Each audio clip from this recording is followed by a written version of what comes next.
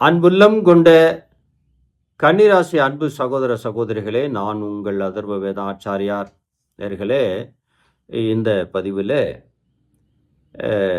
பண கஷ்டம் தீர்வதற்கு, உங்கள் கைகளிலே பணம் தங்குவதற்கு, உங்கள் இல்லங்களிலே செல்வ நிலை உயர்வதற்கு ஒரு எளிமையான முறைகளிலே, அர்ச்சனை முறைகளிலே, வழிபாட்டு முறைகளிலே ஏதாவது ஒரு முக்கியமான எளிமையான முறைகள் இருந்தால் நீங்கள் எங்களுக்கு சொல்லலாம் அப்படிங்கிற அந்த கேள்விக்கு பதிலாகத்தான் இந்த பதிவு.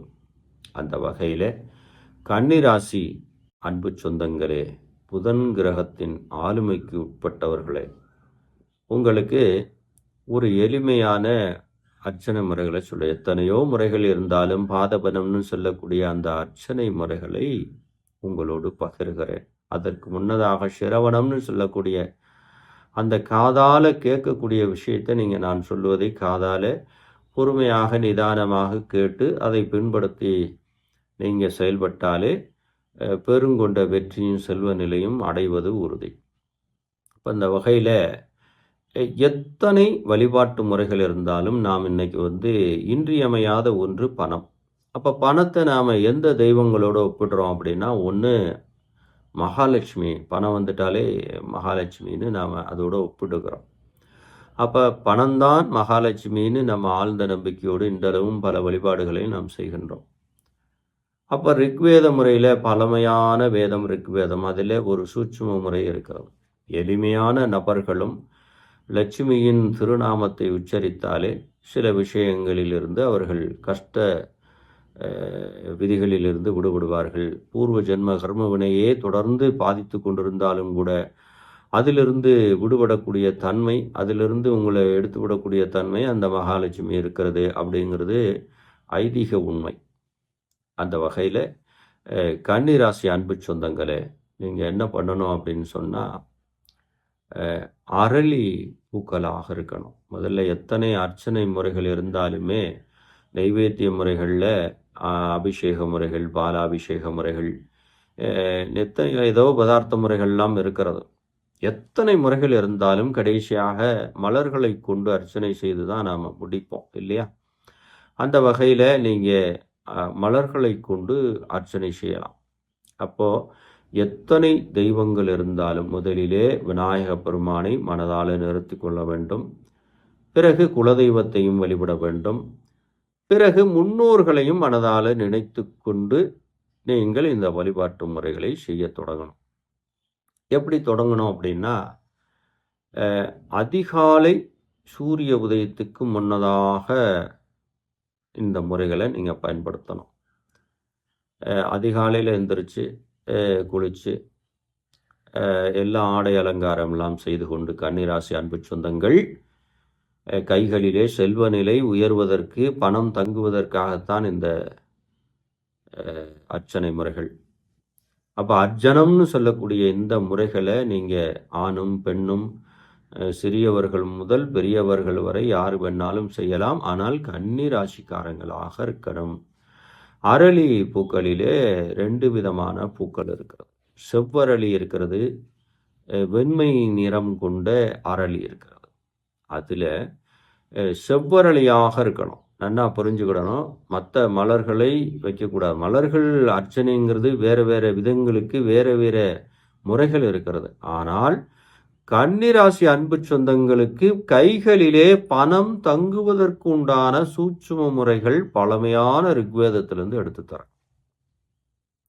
அப்போ நம்ம கூலி வேலைக்கு போனாலும் அல்லது பெருங்கொண்ட ஃபேக்ட்ரி வச்சிருந்தாலும் கைகளிலே பணம் தங்குவதில்லை, என் குடும்பத்திலே எப்போவுமே பணம் இருப்பதில்லை அப்படிங்கிற அந்த ஒரு நிலையை உணர்ந்து கொண்டு நீங்கள் என்ன பண்ணணும்னா, சூரிய உதயத்துக்கு முன்னதாக எழுந்திரிச்சு குளித்து ஆடை அலங்காரம் எல்லாம் செய்து கொண்டு முடிந்த அளவில் நல்ல ஆடைகளாக உடுத்தி கொள்ள வேண்டும். பட்டு ஆடைகளாக இருந்தால் இன்னும் சிறப்பு. எல்லாருமே பட்டு உடுத்த முடியாது இல்லையா? அப்படி இருக்கிறதுனால கன்னிராசி அன்பு சகோதர சகோதரிகளை அதர்வ வேத முறையில் ரிக்வேத முறையிலும் உங்களுக்கு இந்த சூட்சுமத்தை சொல்கிறேன். சூரிய உதயத்துக்கு முன்னதாக இருந்துருச்சு நீங்கள் 2 விதத்தில் பயன்படும். ஒன்று, மகாலட்சுமியின் திருவுருவ படத்தை வாங்கி வச்சு வழிபடலாம். இல்ல அப்படின்னா ஒரு 7 இன்ச்சு உயரத்துக்கு திருவுருவச் சிலையும் நீங்க வாங்கி வச்சுக்கிடலாம். வாங்கி வச்சுட்டு, நீங்க என்ன பண்ணணும், செவ்வரளி பூக்களை உதிரி பூக்களாக வாங்கி வச்சுக்கிடணும். குறைஞ்சது ஒரு 108 பூக்களாவது இருக்கணும். அப்போ மந்திரம் ஜெபிக்கணும்னா, மந்திரம் வடமொழியிலே இருக்கும். அது உங்களுக்கு சாத்தியம் அல்ல. அப்போ மந்திரம் தெரியாதவா என்ன பண்ணணும் அப்படின்னா, மகாலட்சுமியின் திருநாமமே மந்திரம். அப்ப நீங்க என்ன பண்ணணும், கன்னிராசி அன்பு சொந்தங்கள், மகாலட்சுமியே நமஹ அப்படி சொல்லலாம். அல்லது ஸ்ரீ மகாலட்சுமியே நமஹ அப்படின்னா ஒரு ஸ்ரீயை சேர்க்கும்போது இன்னும் கூடுதலாக அந்த பணிவு வந்துரும். அப்போ மனமுருகி ஆத்மார்த்தமாக அந்த திருநாமத்தை சொல்லி ஒவ்வொரு முறையும் சொல்லி அந்த ஒவ்வொரு பூவாக வைக்கணும். முழுமையாக தரும் பூவை பிச்சு பிச்சு வச்சிடக்கூடாது. அது குறைவாதத்துக்கு சமம். அப்படி இருக்கிறதுனால பூவை முழுமையாக அந்த திருவுருவ படத்தின் கீழே போடணும். அப்படி இல்லை திருவுருவ சிலையாக இருந்தால் அந்த பாதத்தில் ஒவ்வொன்றாக வைக்கணும். மந்திரம் தெரியாதவா என்ன பண்ணணும், அந்த மகாலட்சுமியோட திருநாமமே மந்திரம். அப்போ மகாலட்சுமியின் திருநாமத்தை ஒவ்வொன்றாக சொல்லி சொல்லி ஒவ்வொரு மலர்களாக வைக்கணும். இது மாதிரி தொடர்ந்து ஒரு 48 நாளைக்கு நீங்கள் செய்துட்டீங்க அப்படின்னா, கன்னிராசிக்கார அன்பு சொந்தங்கள், உங்களுடைய வாழ்க்கையில் பணம் கைகளிலே எந்த வகையிலும் தங்கும் என்பது நம்ம ரிஷி முனிமார்கள் எழுதி வைத்த உண்மை. இதை நீங்கள் எத்தனை முறைகள் இருந்தாலும் ஆழ்ந்த நம்பிக்கை முறைகளுக்கு முக்கியமான பலன் உண்டு. அதே போல் அந்த மகாலட்சுமி அந்த செவ்வரளி மலர்களால் நீங்கள் அவர் திருப்பாதத்தில் நீங்கள் சமர்ப்பிக்கும் போது முழுமையான பலன் உங்களுக்கு கிடைச்சிடும். இதில் பூர்வ புண்ணியமோ அல்லது ஜாதகத்தின் கிரகதோஷங்களோ அல்லது கர்ம வினைகளோ உங்களை தொடர்ந்து கொண்டு இருந்தாலும் கூட இந்த அர்ச்சனை முறைகளிலே மகாலட்சுமி உங்களுக்கு ஒரு பேரருளை தருவாள் என்பது உண்மை. அந்த வகையில் கன்னிராசி அன்பு சகோதரன் சகோதரியே, முழுமனதோடு ஆத்மார்த்தமாக சூரிய உதயத்துக்கு முன்னதாக மகாலட்சுமியின் திருநாமத்தை நீங்கள் அந்த செவ்வரளி மலர்களால் தினமும் ஒரு 48 நாளைக்கு ஒரு 108 பூக்களாவது வைத்து வைத்து வைத்து வழிபட்டால் உங்கள் கைகளிலே பெருங்குண்ட செல்வம் தங்கும். உங்கள் இல்லங்களிலே செல்வ நிலை உயரும்.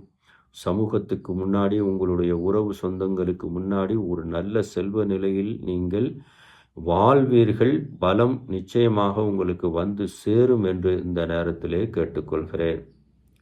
கன்னிராசி அன்பு சொந்தங்களுக்கு திரும்பவும் இதுபோல ஒரு நல்ல தகவல்கள் உங்களுக்கு வரும் வரை நம்மளுடைய பதிவுகளை தொடர்ந்து பாருங்க. அதுவரை காத்திருங்கள்.